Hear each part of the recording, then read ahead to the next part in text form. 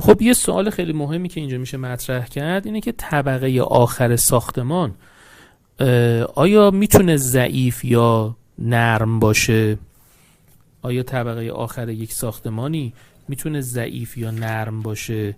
خب با توجه به تعریفی که انجام دادیم هیچ کدوم امکان پذیر نیست، چون ما هر طبقه رو با طبقات بالاتر از خودش مقایسه میکنیم دیگه. طبقه آخر ساختمان چون طبقه بالاتری ندارد هیچ وقت نه نرمه نه در واقع ضعیف.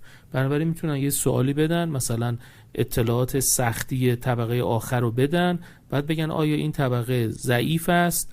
مثلا گزینه‌هاش این باشه این طبقه ضعیف است، این طبقه مثلا خیلی ضعیف است، نرم است، خیلی نرم است، هیچ کدام. مثلا 5 گزینه‌ای باشه، جواب هیچ کدامه.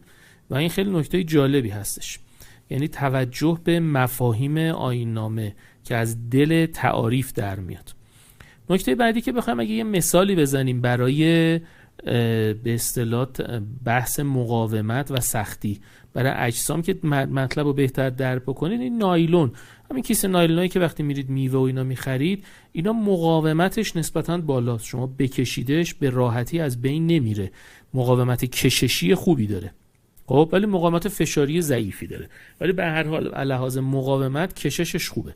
خب حالا از لحاظ تغییر شکل چجوریه؟ یعنی سختی، شما این نایلون رو اگه پایینش رو بگیری بالا رو یه تغییر شکل جانبی بدی به راحتی تغییر شکل پیدا میکنه دیگه، اصلا انگار نیستی چی.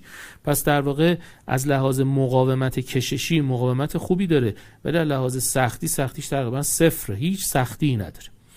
حالا یه مثال دیگه بزنیم برای اینکه متفاوت باشه با این، یعنی برعکس این باشه. مثلا بیسکویت، شما بیسکویت رو در نظر بگیرید، این بیسکویت از لحاظ به اصطلاح مقاومت خیلی کمی داره، یعنی شما بگیرید بکشیدش راحت، مثلا بیسکویت های ساق طلایی راحت چی میشه در واقع از بین میره، یا فشارش بدید راحت از بین میره، پس مقاومتش کمه، راحت دچار فروپاشی میشه.